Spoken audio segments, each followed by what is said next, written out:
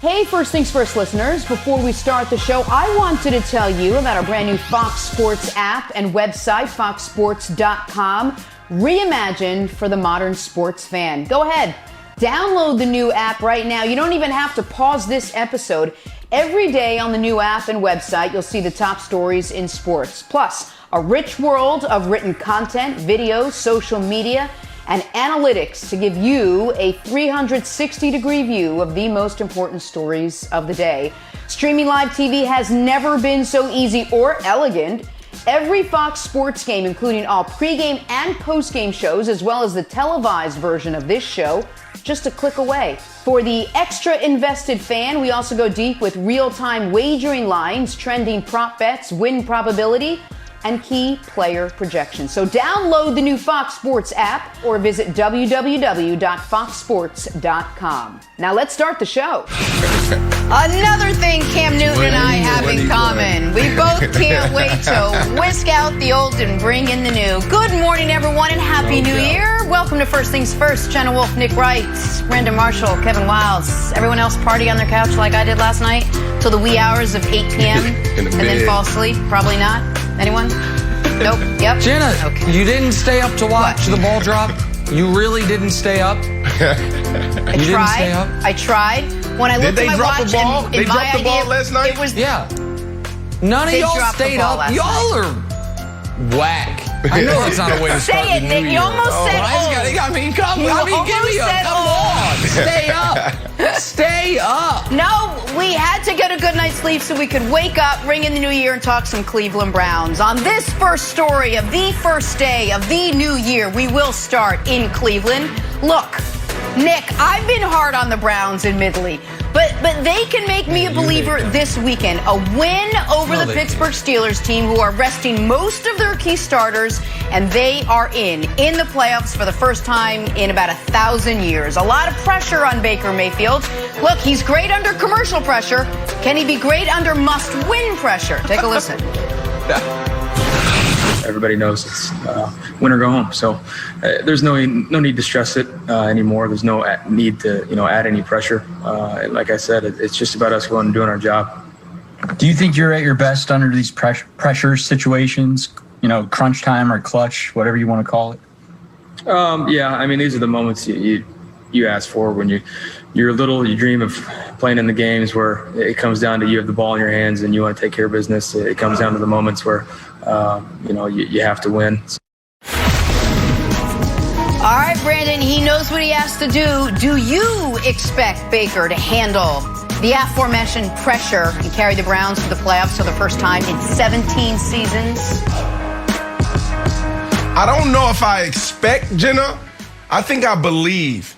And he's right. I think he does have the it thing when it comes to pressure moments because of his psyche and how he's made up. One of the things that, I dislike about him actually built him perfectly for these situations. When you have that attitude that it's me against the world, that I don't care about what people say, this is when that plays well for you in these situations where it's a must win to get in. So Baker Mayfield, I don't know if I would say, I expect, but I want to believe. Look, I am the Cleveland Browns. I played 13 years in the National Football League and never made the playoffs. Ever.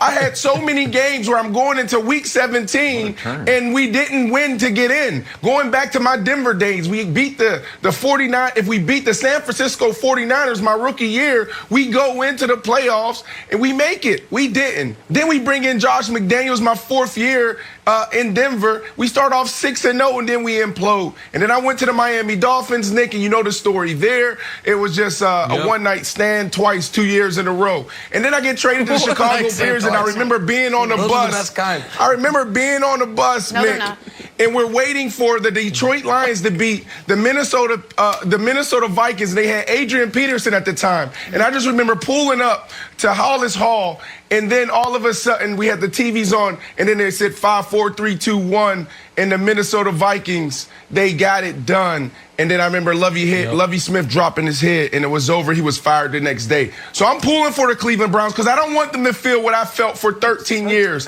those players. Now, the organization has been 17 years, Nick. They can get it done this week. Brandon, you're such a good friend because you go through all of that, and I do think you left out the most recent one, not to twist a knife, but, your guy Fitzy in Buffalo, playoffs on the line, 3 picks the other way, and once again, it's heartbreak for Brandon Marshall and friends. So listen, you are unfortunately acutely aware of what the Browns could be feeling Sunday evening if they don't get the job done. I do expect them to get the job done, and while we have never seen Baker Mayfield in the playoffs, we won't be able to say that come Monday if they win. Not because they'll have a playoff game on the horizon, but because this is a playoff game. I understand that you're not against a playoff opponent because they are resting Big Ben, but if they win, they're in. If they lose, they have a less than 1 in 8 chance of making it. So it's as close to a playoff game as you can actually be in without it technically being the postseason. And so Wilds, we can go back to, if we're going to try to draw on how does Baker deal with big moments, how he did 3 years ago today in the last playoff game he played in. A classic college football playoff against Georgia. I believe it was the Rose Bowl, January 1st, 2018. Double overtime, 54-48. His Oklahoma Sooners lose, but he acquitted himself quite well. So I don't think we have to worry the moment's going to be too big for Baker. The Browns' defense actually has been its weak point over the last couple months, aside from when they were playing in a windstorm and rainstorm. But Mason Rudolph should take care of any of the defensive issues the Browns have. So, Wilds, I expect the Browns to win, and I expect the Browns to break their playoff drought. Yeah, I liked a lot of that. It is not a playoff game. Hard to get fired up for even if it's kind of playoff game, a Nick Wright playoff game. It's like, guys, we gotta give it our best. The Steelers are gonna give it their best, and I'd be in the back room like, not really, coach. They're not really trying 100%. Big Ben's not gonna be there. There's gonna be no Pouncey. Defensive Player of the Year won't be there. And Cam Hayward, who had 8 tackles last time we played, he's not gonna be there either. I do think they're going to win because last time they played, they got blown out, but Baker was hurt. And I know everyone's like, oh, Wilds, the Browns, they're reeling. They're a team that's falling apart. Not true. True if you look at the record, but if you dig down deep, not true. Beat the Titans, 1 win. Lost to the Ravens, that's another, no, I'm counting that as a win. Moral victory, boom, back. Then you beat the Giants, boom, that's 3 wins. And then you beat the Jets, which is a non-complete. Take that incomplete. Take that out. So 3 wins, 1 incomplete. The Browns actually have a lot of momentum here. Take you haven't heard yet. 2021 take of the year so far. Oh my goodness! It isn't incomplete. Okay. What's going on with you two with this incomplete? This isn't elementary school. No one's there. You don't know where to throw it. Throw it to the janitor. Okay, so they say they do this crazy math, whatever. They win, they beat the Steelers. As complete or incomplete as the Steelers are, they win. How dangerous could this Browns team actually be in the playoffs, Brandon? They're not dangerous at all, Jenna. I mean, and it's not because of Baker Mayfield. It's not because of that offense. It's because of that defense. Look, the last 5 games, Baker's been playing lights out. He's been averaging 300 yards. He threw 10 touchdowns, 1 interception. Now, he put the ball on the turf a couple times against the Jets, which I think cost them the game. But Baker Mayfield, for the most part, if he protects the ball, which I think he will, because it's a point of emphasis for them and this organization this week, I think the offense will be the solution. The problem is when you get into the playoffs and you're playing against the Baltimore Ravens, the Pittsburgh Steelers, the Kansas City Chiefs, do you think that defense will stop them? I think they're like 20, 21st, 22nd in all major statistical categories, Nick. So this defense is the problem. It's not the offense, because I do believe that running game will get back on track. I think Baker Mayfield will make some big plays with his feet and his arm when need be, and that defense will just let up. So luckily for the Browns, when you listed those teams, you did not list their most likely first-round opponent. Our friends in the Great White North, the Bills from Buffalo. So I am here to tell you right now, if they get the Bills in round 1, they'll beat them. If the Browns get the Bills in round 1, they will go to Buffalo and win that game. So here, listen, I understand the Bills' offense, all the weapons, Josh Allen, Stephon Diggs, Cole Rapper Beasley. I get it. I know. It's crazy. Here's what I'm going to tell you. The Browns. Go ahead, Brandon. Go ahead, Brandon. No, go ahead, please. I can't even respond to it. I can't even respond to that take. Go ahead, please. I can't respond to that. Okay. So I don't think either defense would be able to slow down the opposing offense because that Bills defense, even though Leslie Frazier's got them improving, I don't think they are built to slow down the Browns' running attack. With that said, the Browns, if they get in, are almost assuredly either going to play Buffalo or Pittsburgh. I do not like their chances against Pittsburgh at all, and that's not because I think Pittsburgh's necessarily better than Buffalo. I just think Mike Tomlin's a good enough coach, and that organization is structured so well that if you see the Browns' best shot this weekend, and then you play them again next weekend, you are going to be at such a structural advantage because you're sitting your guys, you're holding stuff back, and the Browns have to go all out. And you're seeing the Bills, on the other hand, I do think that the Browns are going to be able to score with them. So if we get Browns-Bills, I'm picking it now. I know Brandon thinks I'm crazy. I think the Browns will win that game. All right, we will continue to discuss throughout the morning, but we got to take a turn to the most head-scratching division in football, the NFC East, which the most somehow exciting. Still up for grabs heading into Week 17. We discuss. First things first.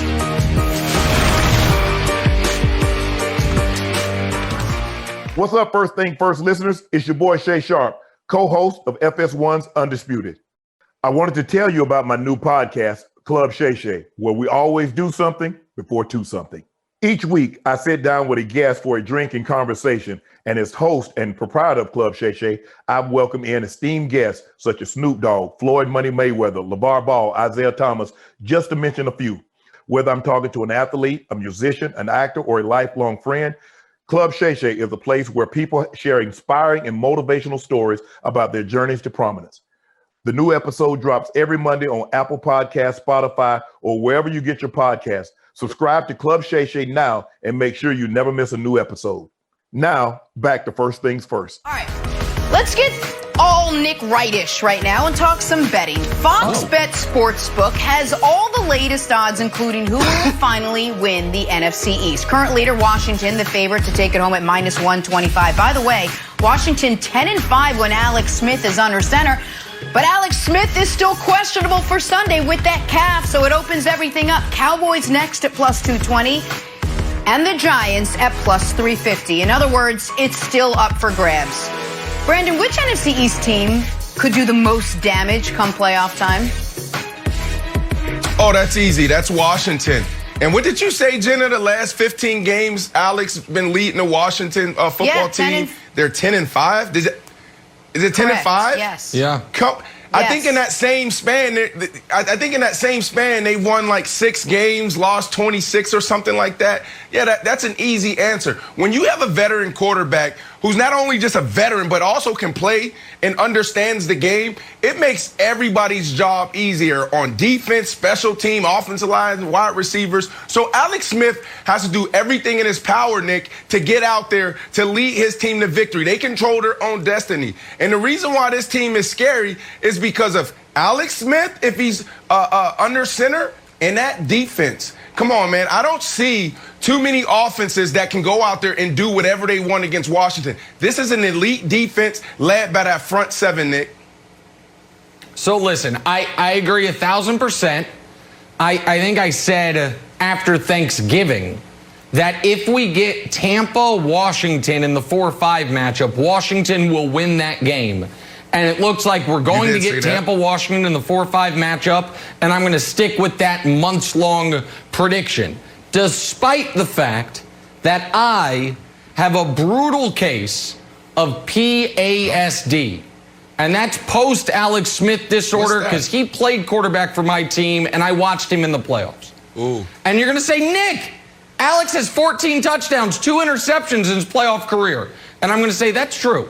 What's also true is, in his most recent playoff appearances, what has happened is his team built a 28-point lead on the Colts, only to lose it. The Chiefs played a game against the Steelers, where Alex Smith was the quarterback, where the Chiefs scored 2 touchdowns, the Steelers scored 0, and the Chiefs lost. And then, in his most recent playoff experience, there was a 21-3 lead at halftime against Marcus Mariota. And the Chiefs lost that football game 22-21. Oof. And so Alex has had a tortured playoff history. What I wonder, Wilds, is if it was almost, I don't know what the word would be, but cleansing, maybe that's the wrong word. But if the fact that he almost lost his career makes any of the playoffs ghost of Christmas past go away. If at this point everything feels like found money. Clean slate. If he feels like, you know what? Clean slate. A clean slate. Thank you, Brandon. That's the exact word I was looking for. Thank you. Because it's never been that he personally has melted down in the postseason. It's just been he's been part of teams, most notably the Chiefs, that melted down while he was the quarterback. But I wonder if because he thought his career was gone, this opportunity, if those things go away entirely. Because I do think Washington's front seven is good enough to really strike fear in any opposition, including the Bucs, Wilds. So good. Okay, here's the thing about the Bucs. There's one team there that has already struck fear into the Bucs. And you know who they are, Brandon. Joe Judge's Giants. That game, they just barely lost. It came down to the last play. And we're like, yeah, well, the score was close, but was the game close? The game was crazy close. So for me, Brandon, it reminds me of like when you win a basketball game that you really shouldn't have won, and the other guys are like, hey, run it back. And you're like, oh, no, if we run this back, we're definitely going to lose. That's what's going to happen with Joe Judge and Daniel Jones. Now, Joe Judge had a weird thing. Daniel Jones' hamstring was hurt. He's like, yeah, I'm going to play from the pocket a little more. And Joe Judge was like, oh, he shouldn't have told anybody that. He gave him a little bit too much info. Joe Judge, everybody knows the guy's got a hamstring injury. He's not going to run. You played him, he got a hamstring injury. He's not giving any state secrets away here. Yeah. But Nick, one last thing for you. When we talk about, I thought you are, Take Integrity, Jenna, as you know, is the foundation on which this whole show is built upon. The whole Fox Sports enterprise, to be honest with you, with Nick. The whole world. That's right. Dallas still's got a chance here, buddy. Your preseason pick still has a chance. Buddy. And the fact that you're letting them go, like I feel like you should hang on with Dallas. I feel like we're crumbling the foundation of our whole show. Remind everyone, Nick. Remind everyone we had what you said. You said this whole show, this whole network is built upon Take Integrity. I could argue our entire society is built upon the nuclear family. Yet, you are allowed to put children up for adoption. And that's what I did with the Cowboys. I had them. They were a wonderful child. And I said, you know what? You're gone. You're not working with the unit. Am I supposed to be laughing at that, Jenna? And I don't know. I'm not sure. I just went with it. Here's why. Awkward. And let me say something about the Cowboys. The Cowboys who have scored, they're averaging in their last 3 games around 35 points per game. And the Cowboys who are favored to beat the Giants, and I believe will beat the Giants.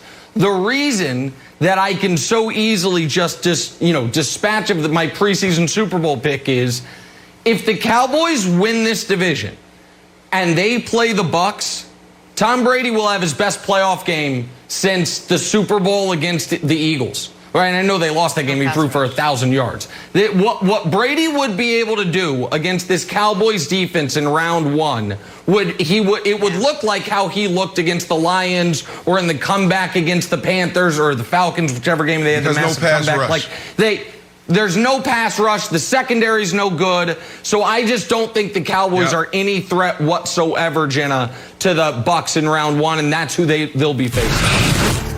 Look, a lot riding on this weekend in the NFL, especially in the NFC East. All right, still to come, who to watch, who to root for, what we will be looking to see, maybe more stiff arms from King Henry. It's all next. It's First Things First. Dr. Nick. Cowboys takes at the orphanage. Hey, First Things First listeners, it's Charlotte Wilder here to tell you about my new podcast with Mark Titus called the People's Sports Podcast. It comes out every Thursday, and Mark and I take one of the big stories of the week, and then we go off on tangents you never saw coming. This might mean that we start talking about the Dodgers winning the World Series and end up wondering if Knicks fans deserve happiness. Or begin with LeBron's greatness and end up drafting our ultimate beer league softball team made up of old athletes. Whatever it is, the only rule of the show is that it has to be fun and funny, because these days we can all use as many laughs as we can get. So check it out wherever you get your podcasts and come down weird sports rabbit holes with us. We can't wait to have you. Now, back to First Things First. Back here, First Things First. We're playing Draw on a Blank, and we're starting with my guy, Baker Mayfield. It's win and in for the Browns. Baker just has to beat Mason Rudolph and the Pittsburgh Steelers. But Brandon, the player you're most excited to watch Week 17 is blank. Jalen Hurts. That's my answer. Last week against the Cowboys, he had 3 turnovers, 2 interceptions, 1 fumble. And the reason why I'm excited to watch this kid is because I want him and I want this organization going to the offseason feeling good about moving on from Carson Wentz. You have done some amazing things. You did some amazing things last week when you turned the ball over 3 times. But you have to make sure you're playing consistent football in the National Football League. We talk about this all the time. Ball security is job security, yours and mine. Protect the ball going to the offseason with everybody feeling good about moving on from Carson Wentz. So I'm going with one of my favorite players in the league. One of the only star players in the league that I think it's fair to call a friend. A guy I always root for in Deshaun Watson. And I'm excited to watch him because Deshaun, and I know Deshaun watches the show sometimes. Deshaun, I hope you're watching. I hope you fail this weekend. I hope you throw for very few yards, and I hope that you have your worst game of the season. And that's because Deshaun Watson is 283 yards away from winning the passing title this year. Passing Patrick Mahomes, who, of course, is not going to be playing this weekend. And I don't really care about Mahomes winning the passing title, but I care a lot, there you go, about winning a very shrewd wager I made before the year at plus 250 on Patrick Mahomes to win the passing title. And if Patrick Mahomes ends up having an MVP stolen from him and his passing title stolen from him, which will result, Wilds, in literally Deshaun Watson taking money out of my pocket. And I said, yes, literally. I mean that. I don't know if I'll be able to handle it. So I'm excited to watch Deshaun Watson hopefully fail this weekend. That's my answer. Okay, hey. I couldn't tell if you were serious about Deshaun Watson being your friend since you spent time in Houston. Yeah. But then once I saw you rooting for his downfall, I said, oh yeah, definitely a friend of Nick's. Perfect. That's the way he handles it.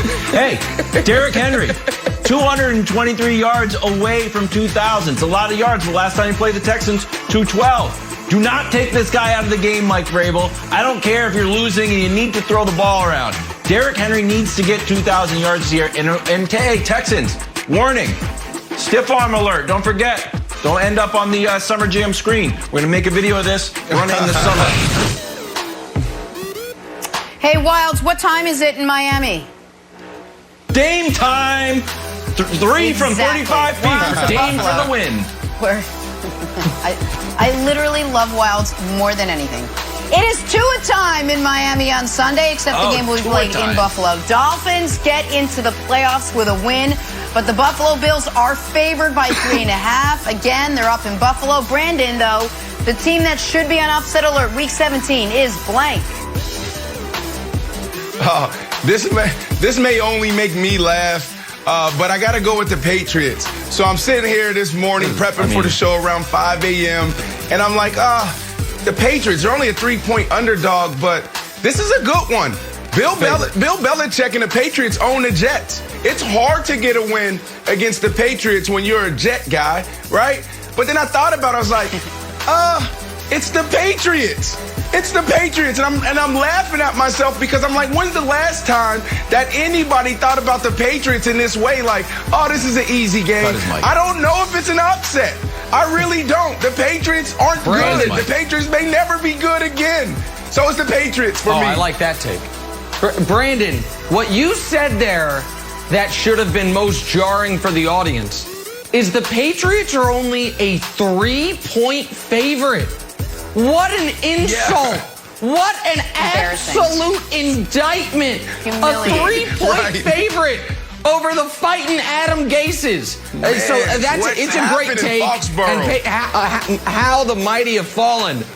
But I'm going with a far more meaningful game. I think the Green Bay Packers should be on upset alert. Big news out of the NFL yesterday David Bakhtiari, all-pro tackle, out for the year. Now, the true MVP of the league lost his all-pro tackle in week 5, hasn't been back all season, nobody cares. But for everyone else, they need a bunch of support. And as good as Aaron Rodgers is, it has certainly helped him that he has had 2 of the best offensive linemen in football all year, most notably his left tackle. A Bears pass rush, a Bears team with the playoffs on the line, that all of a sudden, thanks to amazing yards after catch numbers, the offense is clicking under Trubisky. To me, the Packers, they have it all in front of them. A bye, the 1 seed, all of it. A loss, Rodgers getting hit a bunch, and all of a sudden they got to play 6 days later. I think that could be coming down the pike for what is right now the NFC favorite. So I think the Packers should be on upset alert, Wilds. Okay. Take of the year coming up, Jenna. Get ready. Listening? The Colts. And now you're like, oh, Wilds, you're just trying to get the take of the year because you picked the Jets to win the other day. Colts, the Colts are definitely going to win. They got a great defense. The Jacksonville stinks. They've only won 1 game. Yeah, their 1 game was against the Colts. The Jaguars beat the Colts week 1. So maybe new year, Gardner's not playing, but the Jaguars have a chance. And just for a little trip down memory lane, just as we start a new year, usually I try to do a good job crediting people. This time, I am not going to credit the person who wrote this, because like how you don't, out mafia people. That is like, it's just too dangerous to say who wrote this. Mafia people. Nobody should be pronouncing the first place AFC South team a playoff contender yet. This was after the week 1 win. But anybody who thinks the Jaguars are merely going through the motions this year so they can draft Clemson quarterback Trevor Lawrence, you may have to trash that idea. Okay, hey, you got Trevor Lawrence. New year. Jaguars over Colts. My favorite line was Mafia people. Let's talk Washington. The football team wins the NFC East with a win Sunday night over the Eagles. Cowboys or Giants can take the title if Washington loses. Brandon Marshall, the team that most needs a win in Week 17 is blank. Ooh, a couple teams out there, but I'm going to go with the Baltimore Ravens because of Lamar Jackson. Lamar Jackson cannot afford to miss the playoffs after losing the last 2 playoff openers. He needs to get over this hump. Look, I still think they need to fundamentally change some things on offense for this guy and this team to win a Super Bowl because they need to have a passing game, and they don't. But at the end of the day, this could be really good for them if they get into the playoffs. Lamar Jackson wins his first game, and not only he doesn't have to answer that question, and he gets that monkey off his back. So I'm going to go with the Baltimore Ravens, Lamar Jackson. I think they get it done, and I think they make a little bit of noise. So that's a great answer, and I think they are a very dangerous playoff team. In fact, I think in the AFC, they are the 2nd most dangerous playoff team. But I'm going to build off what Wild said. I think the answer, the team that most needs a win is the Colts because they're playing the Jags. Oh, nice. You're winning, you're in. Well, you're not quite winning, you're in, actually, to be clear. But if you lose, you are definitely out if you're the Colts, and you are playing the Jaguars. Had you taken care of business against the Jags in week 1, you're not in this position. Had you held on to a 17-point lead against Pittsburgh last week, you're not in this position. But now all of a sudden you are in this position. And there's been more commentary over the last 2 weeks about what Phillip Rivers' next career is than whether or not he's any good still at his current career. So for all those reasons, the Colts have to beat the Jags to keep their playoff hopes alive. That's my answer. Hey, take of the year. Hey, I'm going to go Rams. And we got good news, everybody. The 4 of us all alone. More people joined the Wolford Wolfpack. The Wolford Wolfpack got a new member today. It's Aaron Donald. Congratulations, Aaron Donald. Welcome to the squad. Take a listen. He getting his opportunity, to step up and play a huge role to help us win this game, and I'm confident. Like I said, the abilities he had that I've seen through camp, through practice, the way he prepared, the way he get himself ready. There's no doubt in my mind that this guy's gonna go out there and play at a high level and do what he need to do to help this team and win. So, we're gonna see. No, that was great until the we'll see part. Listen, John Wolford, only starting quarterback with a LinkedIn page, but turn out this weekend the Wolford Wolfpack will howl. Those aren't just local Wolves. That's us. That's the Wolford Wolfpack. Trying to tease that, guys. Hashtag Wolford Wolfpack. Lean all the way in, Wilds. I like it. Yeah, right. Let's head out west. Kyler Murray banged up, but he'll be playing on Sundays. The Cards need to win over the Wolford Rams to get into the postseason. Remember, no Jared Goff there. But Brandon, the player with the most to prove in Week 17 is blank. Oh, this is so easy. It's either you love him or you hate this guy. He's probably one of the most scrutinized NFL players. You got to go with Baker Mayfield. So much on the line, Week 17. Yes. It's time to put up or shut up. He said that in his press conference. I want to believe in Baker Mayfield. I want this guy to be the face of the franchise for the next 10 years. It'll be good for football. It'll be good for all the underdogs out there. So Baker Mayfield is my answer. I'm not confident, but I believe that he's going to go out there, protect the ball, and his guys around him are going to make plays. He's going to go into the playoffs, and we're going to be cheering for this underdogs, the Dogs. That's a great answer. I'm actually going with the quarterback up against Baker Mayfield, Mason Rudolph. Listen, the last time we saw Mason Rudolph, he was getting bonked on the head by the item specifically designed to protect his head. Bonk. He then it was insinuated that he was a racist. His team rallied around him so much that 2 weeks later, they benched him for a duck hunter who currently is not on an active roster. He now has another chance. So Mason Rudolph has an opportunity for full vindication. The Steelers abandoned him, Myles Garrett bonked him, and now he can send the Browns home. So Mason Rudolph has an opportunity to prove that he belongs in this league and he's at least a viable backup option against a bad Browns defense in Week 17, Wilds. That's fair. Hey, I'm going with pretty much every running back, and here's why. All the running backs are playoff running backs like, ooh, could make it to the playoffs. I could score a touchdown in the Super Bowl. Maybe.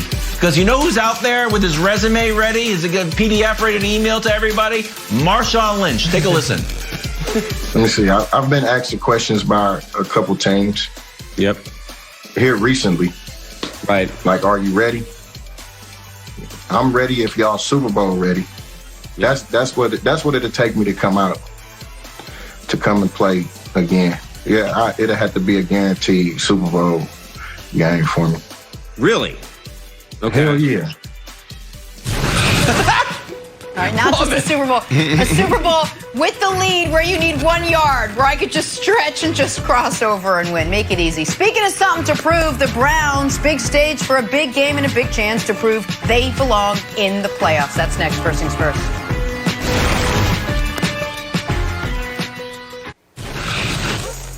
Back here, first things first. Guys, let's talk some Houston Rockets. They were at full strength for the first time last night. James Harden, John Wall, Boogie Cousins, and Eric Gordon all in action. They look pretty good. Harden finished with a game-high 33, all while the Rockets continue to weigh whether or not to deal their superstar as the NBA season swings into the new year. And with that, we welcome in Chris Broussard. Broussard, Happy New Year to you. Thanks for getting up and spending the morning with us. Let's start with you. Has James Harden proven how valuable he is to the Rockets, or should Houston still trade him? Well, Happy New Year to everybody.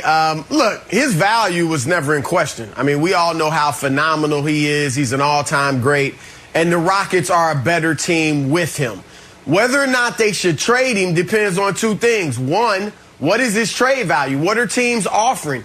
I'm not budging if I'm the Rockets on what I demand. A great young player, draft picks, and some other stuff. So don't lower your asking price. Number two, it depends on his attitude. Like, if we play well with John Wall and Christian Wood and so on and so forth, and Harden comes in and says, look, I don't want to be traded. I like what we're doing here. And furthermore, comes out publicly. Like, this is what I'm looking for if I'm the Rockets. He has to come out publicly and say, I'm not trying to be traded anymore. This is my team. This is my city. I want to win a championship with the Rockets. I want to finish my career here. And his attitude, not only in games has to be good, but in practice, he's got to adapt to a new culture where, yeah, he's the superstar. He gets perks, but you can't be late for flights all the time. You're not running everything like you did before. And furthermore, he has to be willing to sign that long-term contract extension when he's able. And I say all that because of this.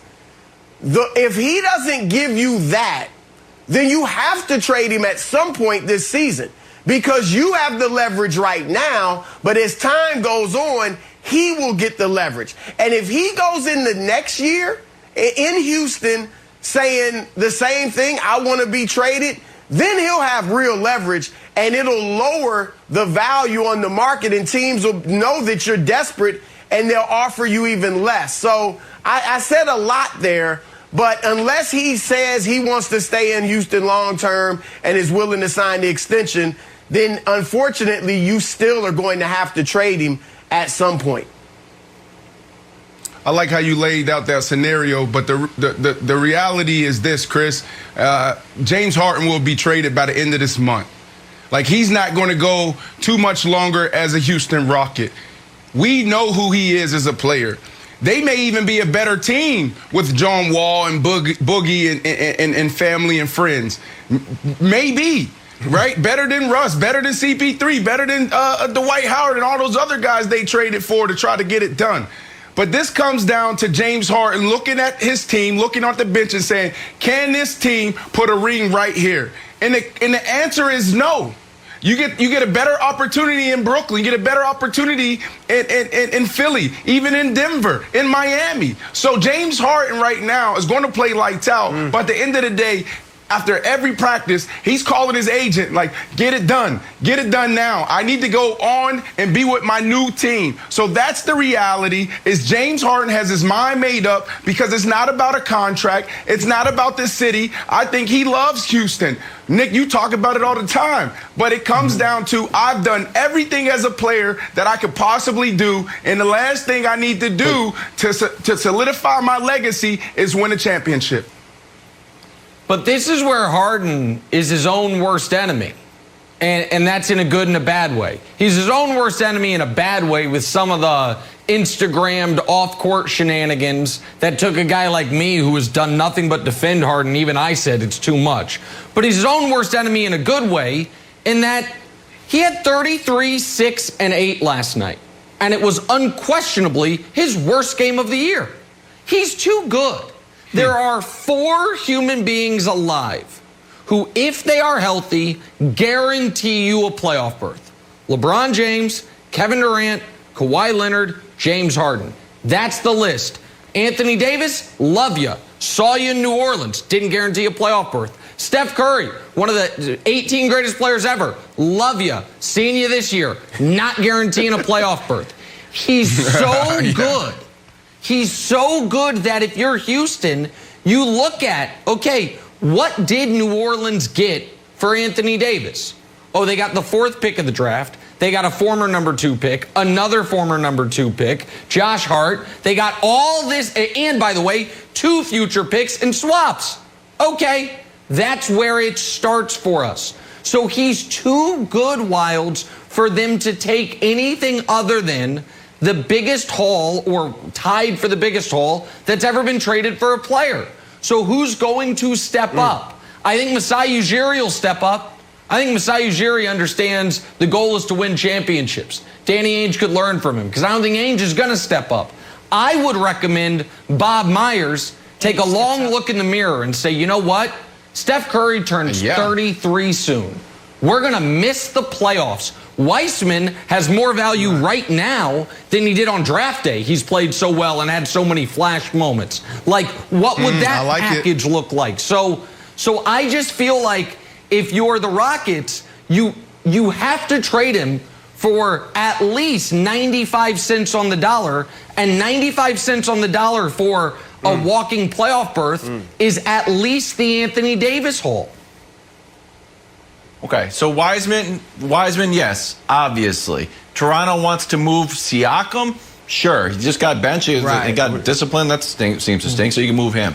The weird part is about the Heat, Broussard. That the trade rumors are starting to heat up again, but they seem to love Tyler Hero, and I like Tyler Hero. Don't get me wrong, I like Duncan Robinson, but the fact that they seem to want to hold on to those guys, I don't know. And you give me your take on this.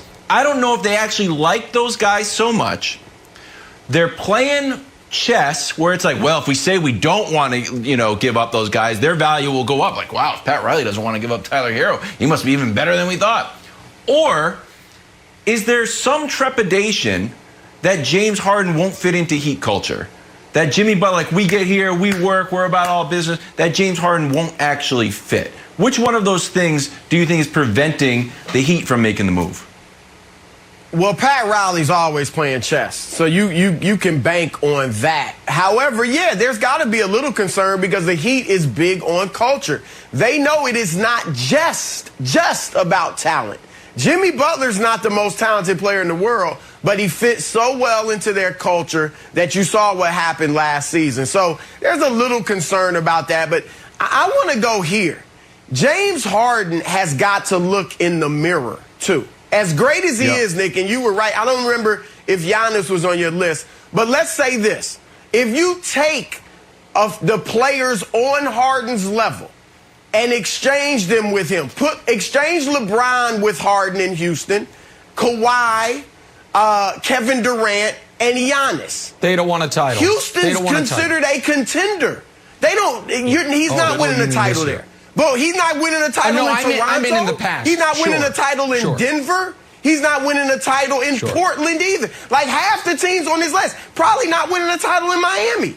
Like, he's starting to put teams on his list that aren't going to be any better. He's not going to be in a better situation than he is right now in Houston. And he's got to look around him and see that he's got some talent. I agree. Not championship talent.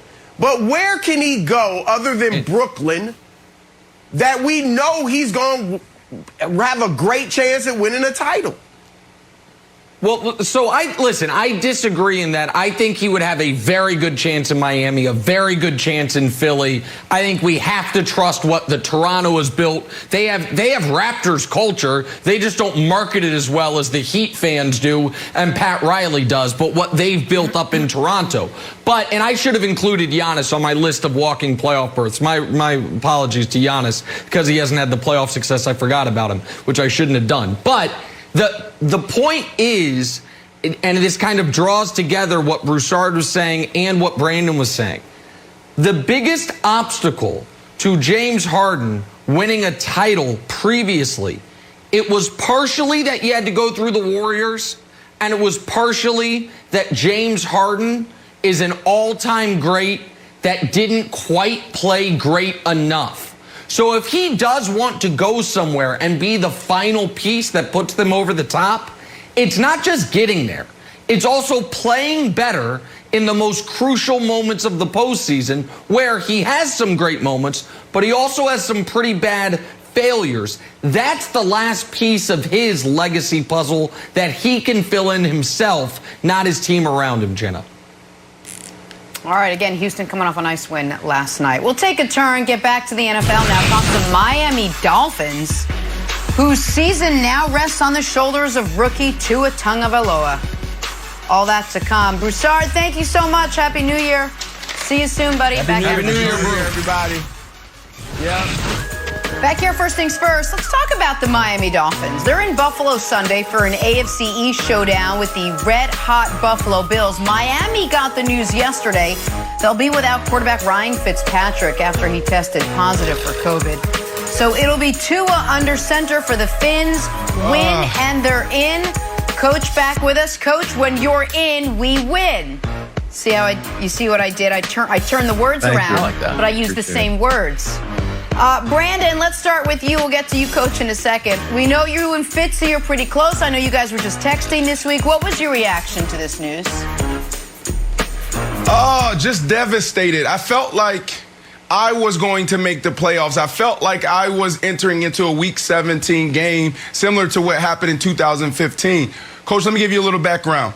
So 2015, get traded from the Chicago Bears to the New York Jets. Geno Smith was our quarterback. We thought we had a chance, and I don't know why we believed, but we thought like, oh, we could potentially do something. But it was a long shot. So anyways, we're getting ready for our home opener, the first game of the season. A guy comes in the locker room, smacks Geno Smith in the face, breaks his jaw. Everybody in the organization is like, oh my goodness, we thought we had a little bit of chance. Now we don't have a chance at all because we have Ryan Fitzpatrick, who can't complete a 5-yard hitch route. He can't complete the quick game throws. So we thought our season was completely over. Insert Ryan Fitzpatrick. We're playing lights out. We are winning ball games. He leads us to 10 wins. We're going into a Week 17 game, and we have to go to Buffalo. Sound familiar? And if we win, we're in. We are sitting there. We are so excited about this opportunity. Ryan Fitzpatrick, never been to the playoffs. Me, never been to the playoffs. We're like, this is our moment. We're going to get it done. And we stunk it up. We had players that when we talked about pressure earlier, they just couldn't handle it. Their eyes were big. They were cold because it was in Buffalo. It was only 26 degrees. So after the game, Ryan Fitzpatrick comes up to me as I'm sitting in my locker, and he's literally in tears, and I'm in tears, and we're just grown men crying like, oh, my goodness. So Ryan texts me Monday, Coach, and he's like, Brandon, you are the only person in the world that understands how I feel right now. I am going to Buffalo, and I want an opportunity to redeem us. So now all of a sudden COVID hits. So it's devastating. I'm actually texting him right now this morning. He has no symptoms. He feels great. His family is negative, and now he has to sit at home. So, Coach, it is absolutely brutal for my guy Fitzmagic because I honestly thought this was that game where he can get the Miami Dolphins over the hump and potentially make some noise in the postseason. You know, Brandon, when I heard your story, I had to stop with the starting quarterback getting punched in the face before the first game of the season. Like, to me, that would have been the problem, Coach. I would have been worried about. That would have been the issue that would have worried me as opposed to who the backup quarterback is. And look, it's unfortunate for Ryan Fitzpatrick, and he's going to be missed in a couple ways. A, you don't have that safety valve where if things aren't going the way that you want it to go, where you can insert them and provide that spark that he's been able to provide. But it's also the presence that he has on the sideline.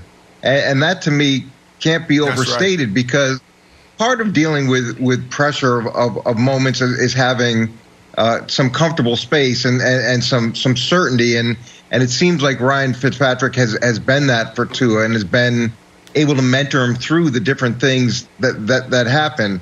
So that's going to be missed as well. It's a difficult spot for Miami, because when you haven't let your starting quarterback play through adversity and you take him out without seeing whether he can rally the team back, seeing whether he can step up, now you don't know. And Nick gets frustrated with me because I won't classify quarterbacks after 2 games. But these are the type of things that we have to see quarterbacks go through, is how are they when these big moments happen? How are they when adversity strikes? And I remember in our first Super Bowl run when Tom Brady was playing against San Diego and we weren't very good. We had a losing record at the time. But he was able to bring us back and tie the game and then help navigate a drive for us to win the game in overtime. And that gave the whole group confidence in what his ability was. And we haven't seen that from Tua. So I want to talk about classifying quarterbacks early after their first season. Because, Coach, you're right. You are hesitant to say this guy is the next franchise quarterback. But to your credit, you're also more hesitant than most to say this guy can't do it. Like, write him off. And I feel like people have been anxious to write Tua off because he's been pulled, even though he wasn't even supposed to play this year. Like, we thought this was going to be a redshirt year for him. He has had some really good games, played well against Arizona. I thought he played well against the Chiefs, even though he threw the 1 pick. And so let's say Tua, Coach, goes out there and plays poorly, struggles, they lose, and they miss the playoffs. Miami has that Houston top 5 pick. There is speculation that they should be back in the market for a quarterback. would you think that would be wise for them to say we've seen enough from Tua to know he's not going to be that force multiplier, or is it way too early to make any defining judgment on it? It's way too early. And when you look at his numbers, he's protected the football. His interception to touchdown ratio is outstanding. His completion percentage is really good. His quarterback rating is good. And part of this is on the coaching staff. If you don't allow a guy to play through those experiences, and if you can't figure out what his spark is, and the only spark you decide is to bring somebody else in, part of that is on you as well. And this is one of those situations where they're going to be forced to see what he can do. But guys develop, guys mature, guys get better. And if you believe that he's made the progress that you anticipated him making in his first year, then of course you're going to stand behind him and not use that pick on another quarterback. Hey, real quick before we go to break, Jenna, take of the year coming up. Might snow in Buffalo. We know Tua's from Hawaii, went to school in Alabama. Never played in the snow. He's seen snow. That's in Alabama freshman year. It's snowing there. Says snow's there for years. Lucky. But here's the take of the year. It's not because he's from Hawaii he's going to play in the cold weather. That's not it. Maybe his hands are cold and they don't be bothered by it. No. Snow, actually really fun. It's the fun factor that's going to throw him off. Like, oh, my goodness, can we throw snowballs? Like, Tua, you got to focus on the game, buddy. What about snowmen? It's like, no, there's actually two types of snow. There's got to be a little more moisture Snow than angels? snowmen. Too much fun. He's seen the guy, Patriots, making snow angels. Too much fun is going to be too big of a distraction. Not going to affect his play. Going to affect him mentally. Too much fun, Jenna. Take of the year from Wilds. Kevin Wilds. I was going to make fun, but it's actually a good take. It's a pretty too much fun, and that's what you want to worry about with Jenna, Tua. it's not a good take. Him And the from snow that. wipe. You don't have to lie to him. How about Everybody this? has When I Buffalo for understand fun. it, it's a good take. Hey, I got a question. Will Derrick Henry join the 2,000-yard club on Sunday? Talk some King Henry and much more on the other side. Coach, Happy New Year, and thank you for getting up with us today. Happy New Year, guys. I can't believe it's already the final Sunday of the regular season. It kicks off with the Cowboys in a must-win game against the Giants, and then the Bears try to win their way into the playoffs against the Packers. Check local listings for the games in your area. It's only on Fox and the Fox Sports app. Time now for Stories to Start Your Morning, sponsored by Ram Trucks, built to serve. The Cleveland Browns can make me and Brandon and a few other believers this weekend a win over a Steelers team who are resting most of their key starters, and they are in the playoffs for the first time in years. A lot of pressure on Baker Mayfield. Can he handle it? Take a listen to this. Everybody knows it's win or go home. So there's no need to stress it anymore. There's no need to add any pressure. Like I said, it's just about us going and doing our job. Do you think you're at your best under these pressure situations? Crunch time or clutch, whatever you want to call it. Yeah, I mean, these are the moments you ask for when you're little. You dream of playing in the games where it comes down to you have the ball in your hands and you want to take care of business. It comes down to the moments where you have to win. I like that. All right, Brandon, here we go. Moment of truth. You expect Baker Mayfield to handle that pressure, to carry the Browns to the playoffs for the first time in 17 seasons. Jenna, I don't think I expect them to make the playoffs, but I want to believe. I want to believe because I am the Cleveland Browns. And it's painful to have this conversation, whether it's on national television or if I'm sitting, on a podcast, or if I'm sitting, at dinner with some friends and family talking about the playoffs and Super Bowls and winning games. Because I was an underdog my entire career, spent 13 years in the National Football League. In 2005, the Denver Broncos, before they drafted me, they were playing in the AFC Championship game. Draft me a year later, Jay Cutler, Tony Scheffler, so many other guys, thinking that we were going to be the guys to get them over the hump. And we go 4 years in a row not making the playoffs. We imploded. Had a couple games where, week 17, you're winning, you're in. Get traded to the Miami Dolphins. And we all know that story. The New England Patriots just absolutely demolished and ran that division. The Miami Dolphins didn't have a chance. Traded to the Chicago Bears, one of the greatest organizations in all of sports. and we lose 3 years in a row. We had a couple games, week 17s where it's winning you're in. It didn't happen. Go to the Jets. And the Jets, Nick, and I don't know why you brought this story up yesterday or 2 days ago about that Week 17 matchup against the Buffalo Bills, where we're rolling high, and you got a little Rex Ryan who's on his outs in Buffalo. And we go up there and we implode, we lose. So I say all that because I've been in this situation before, the same situation Baker's in and those guys, like if we win, we're in. And it's a painful situation when you're sitting there after the game and you're like, man, we controlled our own destiny and now we're going home. We're going fishing. We got to go pack up our locker rooms and head home. So, Nick, this is painful for me, but I want to believe that Baker Mayfield and the Browns will get it done. Well, listen, if it makes you feel any better, I do believe, and this isn't just fluff to end the week, I do believe Brandon Marshall is the greatest player in NFL history to never make the playoffs. Look it up. I believe that to be true. So I think you got that. There's that. Like, you'd be like, hey, I'm the best. I think it's true. And it's not your fault. Blame your old buddy Ryan Fitzpatrick. He should, it's a positive. It's better. Like, there's a lot of players who made the playoffs. You're the greatest ever who didn't. Fitzpatrick threw those picks. You didn't throw those picks. All right. Here's the take I've saved for the final end of the show, Wilds.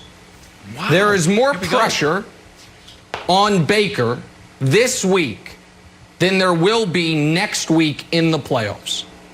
Ooh, losing next week, great take, on the road in Buffalo or Pittsburgh, touchdown plus underdogs, nobody's going to kill them for it. Take. They're supposed to lose. They have to win this week. You're playing Mason Rudolph. Unless he throws 3 picks, I will kill him. Well, no, of course. Oh, sure, that's fine. Right. If in the playoffs he melts down. But if it's a typical game and just they lose a playoff game on the road as underdogs, he's probably not going to get killed. But this week, he has to win. Last week, I know he didn't have his offensive line. I know he didn't have his wide receivers. But he still is the guy that fumbled those footballs. And even though I think he played really well against the Ravens and they scored 42 points, he did throw that pick. And you have come so close and you've come so far that if you lose this week, it almost undoes all of it, Wilds. So I would argue this is the most pressure Baker Mayfield not only has ever been under in his career, but moving forward, this is the most pressure he's going to be under even if they make the postseason. So I think it'll be a great learning moment for him. I also think they're going to win, and I think they might end up with a rematch against Pittsburgh in Wild Card Weekend, Wilds.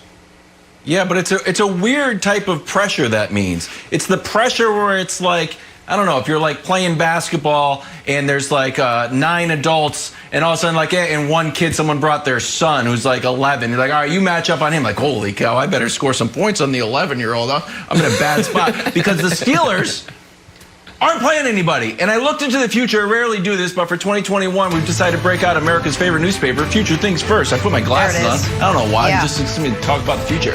Look, Big Ben's out. Means Pouncey's out. They're a little combo, like a little battery mates. They're gone. Kim Hayward had 8 tackles last time they played. He's going to chill too. And Defensive Player of the Year is going to chill. So if you can't move the ball on this team, you probably don't deserve to make the playoffs. Now, Nick, you were saying you were still like step by step. Good song. Also your take on the Browns. How far do you think they go back?